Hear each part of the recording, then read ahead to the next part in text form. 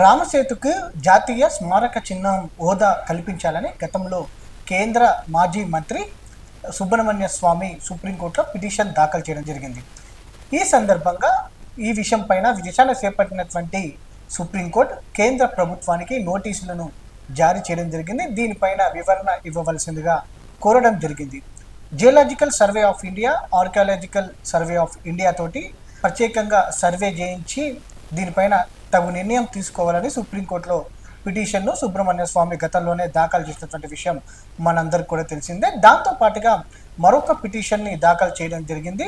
ఏదైతే సేతు సముద్రం షిప్ ఛానల్కి సంబంధించినటువంటి ప్రాజెక్ట్ని ఆల్టర్నేట్ ప్లేస్ చూసుకోవాలని, దీని ద్వారా అటు రామసేతుకి తీవ్రమైన ఇబ్బంది కలిగే అవకాశం ఉంటున్నటువంటి నేపథ్యంలో ఈ ప్రాజెక్టుకి బదులు ప్రత్యామ్నాయంగా ఆలోచన చేయాలని కేంద్ర ప్రభుత్వం పైన ఏదైతే దీనిపైన చర్యలు తీసుకునే విధంగా అటు సుప్రీంకోర్టులో ఆయన పిటిషన్ దాఖలు చేసినటువంటి విషయం కూడా మనకు తెలిసిందే.